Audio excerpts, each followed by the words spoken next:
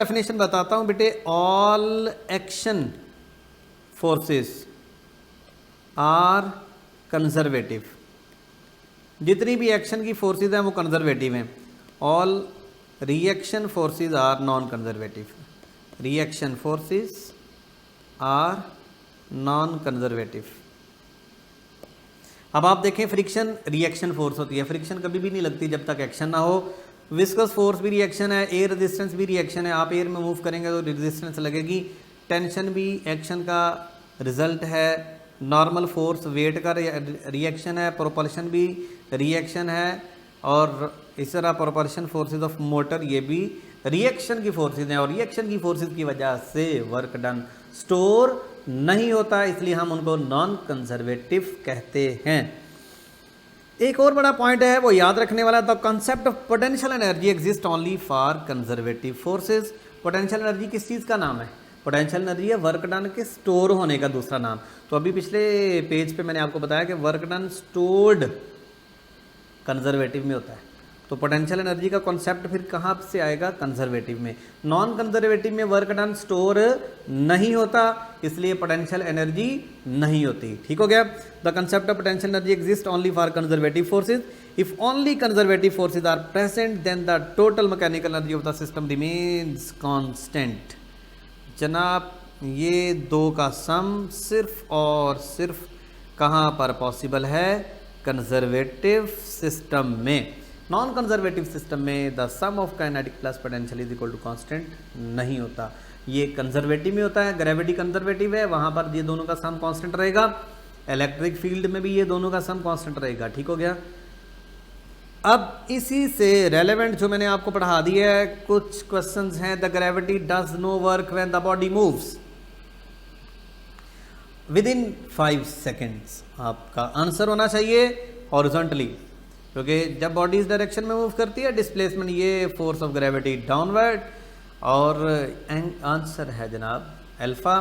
Question number 2, इसका answer भी आपने देना है जो मैं आपके साथ डिस्कस कर रहा हूं। इससे पहले कि मैं आपके साथ डिस्कस करूं, आप वीडियो को पॉज कीजिए और इनके आंसर दीजिए और फिर मैच कीजिए आपका और मेरा आंसर कितना मिलता जुलता है। द बॉडी मूव है डिस्टेंस ऑफ 10 मीटर, फोर्स लग रही है 5, ठीक है, और वर्क डन है जनाब 25। हमसे पूछा एंगल थीटा बताइए। तो W is equal to F D cos of theta. What is W? 25, F is 5 and displacement is 10 cos theta. तो 1/2 is equal to cos theta. Theta is equal to cos inverse 1/2। Cos 1/2 किस angle पे होता है? ये 60 पे होता है। ठीक हो गया। और ये वर्क डन से रेलेवेंट क्वेश्चन था। नेक्स्ट क्वेश्चन है जनाब, a person holds a bucket of weight 60 newton, ठीक है। He walks 7 metre along the horizontal then climbs up a vertical distance of 5 metre. 7 metre वो यूं जा रहा है, 7 मीटर में नो वर्क डन। 7 मीटर उसने हॉरिजॉन्टल चलने में कोई वर्क डन नहीं किया और 5 मीटर उसने अपवर्ड डायरेक्शन में मूव किया, 5 metre. So what is work done? W is equal to mgh। mg हमें गिवन है 60 and height is 5, 300। Answer is alpha. तो आपको पता चल गया कि हॉरिजॉन्टल डायरेक्शन में यानी 7 मीटर के लॉन्ग हमें कैलकुलेशन करनी नहीं। पावर हमारा नेक्स्ट टॉपिक है पावर।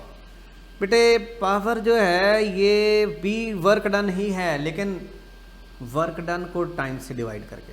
मैं आपको एक एग्जांपल देता हूँ। मैं आपसे कहता हूँ कि बेटा आप अपने रूम में बैठे हैं और आप अपने रूम का सामान जो भी आपके रूम में है आप उसको बाहर निकाल दें। आप ये काम करते हैं 5 मिनट में, ठीक है। आपको लगते हैं 5 मिनट्स क्या करने के लिए? रूम को खाली करने के लिए, ठीक है ना। आपका रूम हो गया जी एम्प्टी, आपको लगे 5 मिनट। और फिर मैं आपसे या आपका कोई फ्रेंड है जो आपके साथ कंबाइंड स्टडी कर रहा है, मैं कहता हूँ चलो यार यही काम आप करो। आप दोबारा वो चीज़ें वहीं पे रख देते हैं और वो ये काम करता है 3 मिनट्स में। अब वर्क डन तो दोनों का सेम हो गया, तो हम कैसे डिफ्रेंशिएट करेंगे दोनों में कि दोनों ने काम तो सेम किया, इसका मतलब है कि एक ने रूम को एम्प्टी किया या दूसरे ने रूम को एम्प्टी किया, काम तो एक जैसा है, ठीक है।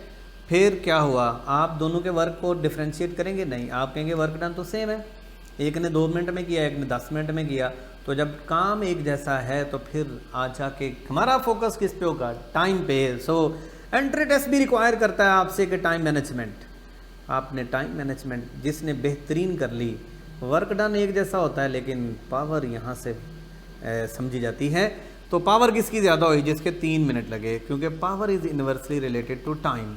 अगर वर्क डन सेम होगा तो power inversely related to time, जिसका कम टाइम लगेगा उसकी पावर ज़्यादा होगी। ठीक हो गया। The rate at which an agent can do work is called power. Power of an agent indicates how fast it can do work. How fast it can do work, इसका work से relation ही है, how fast से है। ठीक हो गया। Work से भी है, लेकिन अगर वर्क एक जैसा हो तो हाउ फास्ट, जितना फास्ट होगा उतना कम टाइम लगेगा, उतनी पावर ज़्यादा होगी, फास्टर उतनी ज़्यादा पावर होगी। ठीक है बेटे, ये पावर का एक फार्मूला है। पावर के फार्मूले ये देखिए, power is equal to W/T mgh/T, और वर्क डन काइनेटिक एनर्जी के इक्वल भी होता है, ½ mv²/T, और power is equal to F.V, या power is equal to FV cos of theta, force, velocity और एंगल थीटा। ठीक है, तो this is also dot product. तो पावर जो है ये डिपेंड करती वर्क कौन सा है। वर्क पोटेंशियल भी हो सकती है, काइनेटिक एनर्जी भी हो सकती है, ½ kx² टाइम, ये भी पॉसिबल है क्योंकि इलास्टिक पोटेंशियल एनर्जी ½ kx² की इक्वल होती है।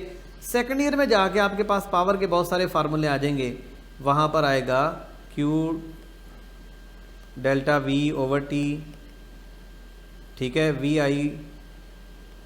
खैर ये सेकेंड ईयर में जाके पावर के मैं हम फार्मूले डिस्कस करूँगा। Now we are discussing mechanical power, ये सिर्फ मैकेनिकल पावर की बात हो रही है। जी जनाब, नेक्स्ट है, अगर इस तरह के क्वेश्चन आ जाएं, बहुत सारे बच्चे कहते हैं कि सर ये I.J.K का क्या सीन होता है। याद रखिए UHS में ये मुश्किल सवाल आने वाले नहीं हैं, और अगर ऐसे सवाल आएंगे तो आपको खुश होना चाहिए। ये क्या होता है, I को I से मल्टीप्लाई कर दें, J को J से और K को K के साथ। ठीक है, बस जी 20 × 6, क्योंकि पावर का फार्मूला है F.V। तो डॉट प्रोडक्ट में क्या होता है, I से J से K से। ठीक है, क्रॉस प्रोडक्ट के ऐसे सवाल नहीं आएंगे। ठीक है, इसलिए क्रॉस प्रोडक्ट के चक्कर में मत पड़िएगा। तो 20 × 6 क्या होता है जनाब, 120 -60 -15, क्योंकि 15 4 द 60, 5 3 द 15, 26 द 120। 120 में से 60 माइनस किए तो बच गए 60 में से 15 और माइनस कर दो तो आ जाता है 45। So answer is delta. तो ऐसे क्वेश्चंस आएंगे तो बहुत आसानी के साथ आप I से J से K से, अगर ऐसा होता है कि इधर I है ही नहीं, सपोज I वाली वैल्यू ही नहीं है, तो आप तो और खुश होना चाहिए, I से मल्टीप्लाई नहीं करना पड़ेगा। अब ये ऐसा नहीं है कि I वाला J से मल्टीप्लाई हो जाए। जो यूनिट्स ऑफ पावर, हमने जॉल की बात की, तो अब हम बात करते हैं कि पावर का यूनिट किसके नाम पे बना। James Watt was born the son of a shopkeeper and carpenter. अंदाज़ा कीजिए कि ये साइंटिस्ट कहाँ से उठ के इतना बड़ा नाम पैदा करके अब रहती दुनिया तक वाट का नाम आएगा। ठीक है ना, हम तो वाट कहते हैं ना, यार बड़ी वाट लगी, यार टेस्ट में अच्छे नंबर नहीं आए, वाट लग जाएगी, घर वालों से वाट, लेकिन ये कोई और वाट था, इसकी वाट नहीं लगती थी। जेम्स वाट, ठीक है, 1736 to 1819, inventor of the steam engine. ये बहुत बड़ा काम है। ये जितनी भी कार्स, ये जितनी भी ट्रांसपोर्टेशन, हवाई जहाज़, ट्रेन, जहाँ पर भी इंजन इस्तेमाल होता है, उन सब के ऊपर इसका बहुत बड़ा एहसान है। सबसे पहले स्टीम इंजन बना, तो उसके बाद फर्दर उसमें मज़ीद बेहतरी आई। तो James Watt was born the son of a shopkeeper. अंदाज़ा कीजिए, Watt is best known for improving the steam engine. Crude steam engines were used before Watt's time, इसके टाइम से पहले पता क्या होता था, they use large amount of coal, यानी इतनी ज़्यादा अमाउंट कोल की इस्तेमाल करते थे, लेकिन पावर क्या होती थी, लिटल, यानी इतना ज़्यादा फ्यूल जले और टाइम बहुत ज़्यादा लगे, वर्क डन। तो उसने क्या किया, what designed a steam engine that was much better and more practical. ठीक हो गया। तो अब इसने हमें बताया कि वर्क डन तो करें लेकिन शॉर्ट ड्यूरेशन में, यानी मोर एफिशिएंट, एफिशिएंट जितना ज़्यादा होगा उतनी ज़्यादा पावर होगी।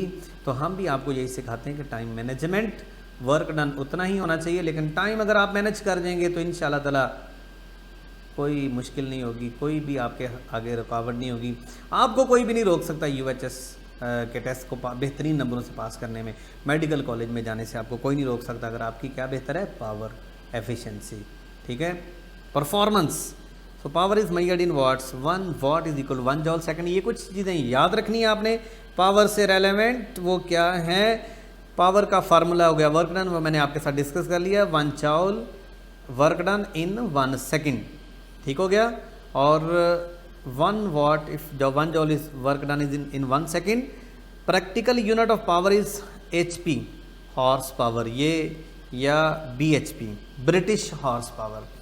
आप हॉर्स पावर का कॉन्सेप्ट शायद आपने याद, आपको पता हो, आपके घर में एक मोटर लगी होगी जिसकी मदद से आप टैंकी पे पानी पहुंचाते हैं, ठीक है ना। तो वो कितनी होती है, हाफ से लेकर यानी 0.5 HP से लेकर 1 HP भी होती है, 2 HP भी होती है, ठीक है ना। जो आप में से ट्यूबवेल जिनके हैं ट्यूबवेल, ठीक है, वहाँ पर 5 HP, ठीक है, 7 HP और इस तरह 10 HP, इस तरह से ये इस पावर के। तो प्रैक्टिकली हम हॉर्स पावर यूनिट इस्तेमाल करते हैं, तो हमें पता होना चाहिए कि एक हॉर्स पावर कितने वाट के बराबर होता है, 746 डायमेंशंस इसकी हम ऑलरेडी यूनिट 1 में डिस्कस कर चुके हैं। ठीक हो गया। तो आज हम पावर के बारे में इस लेक्चर में पढ़ चुके हैं। नेक्स्ट हम एनर्जी के बारे में बात करेंगे, एनर्जी से रेलेवेंट कॉन्सेप्ट्स की बात करते हैं। What is energy, energy is the crown for physics. अंदाज़ा करें कितना बड़ा लफ्ज़ है क्राउन। मैंने आपके साथ डिस्कस किया था कि बहुत सारी फिजिकल क्वांटिटीज़ में एनर्जी आती है। तो एनर्जी क्राइसिस है इस वक्त पूरी दुनिया में।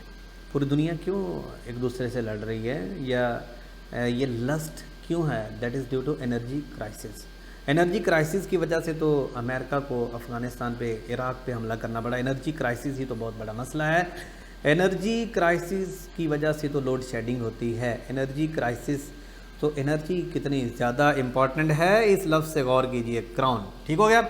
It is found in every branch of physics. Definition क्या है, energy is the capacity of a physical system to perform work. Energy exist in several form such as kinetic, heat और potential energy. हमने इस unit में सिर्फ 2 types को पढ़ना है। वो कौन सी 2 टाइप्स हैं एनर्जी की? मैकेनिकल एनर्जी, यानी हम अभी मैकेनिकल सिस्टम में है, मैकेनिकल एनर्जी में। एक है काइनेटिक एनर्जी। काइनेटिक एनर्जी होती है ड्यू टू मोशन, और ये होती है ड्यू टू पोजीशन। और पोटेंशियल एनर्जी के बारे में जैसे कि हम पढ़ चुके हैं, कंजर्वेटिव फील्ड में ये होगी। ठीक हो गया। पोटेंशियल एनर्जी में 2 होती है, elastic potential energy, gravitational potential energy. और काइनेटिक एनर्जी में ये देखिए, translational kinetic energy, rotational kinetic energy, ठीक है, सॉरी ये है वाइब्रेशनल काइनेटिक एनर्जी। ये आप जाके चैप्टर नंबर 7 में डिटेल से पढ़ेंगे, ये हमारे सिलेबस में नहीं है। और ये है जनाब चैप्टर नंबर 4 में हम जो पढ़ रहे हैं। अब हमने इसी को फर्दर डिटेल से पढ़ना है। काइनेटिक एनर्जी क्या होती है, काइनेटिक एनर्जी से रेलेवेंट MCQs भी पढ़ेंगे। तो काइनेटिक एनर्जी का फार्मूला है, kinetic energy is equal to half mv²। मैं अपने नेक्स्ट वीडियो में काइनेटिक एनर्जी को एक्सप्लेन करता हूँ, काइनेटिक एनर्जी का रिलेशन विद मोमेंटम। इससे पहले कि आप वीडियोस देखें, आप पहले इन टॉपिक्स को पढ़ा करें, ठीक है। Relation between kinetic energy and momentum. इसको मैं एक्सप्लेन करूँगा अभी, ठीक है। इसके ये फार्मूले हैं, इससे एमसीक्यूज़ किस टाइप के आएंगे इंशाल्लाह ताला, ये जानने के लिए आपको वेट करना होगा नेक्स्ट वीडियो का। थैंक यू वेरी मच, अल्लाह हाफिज़।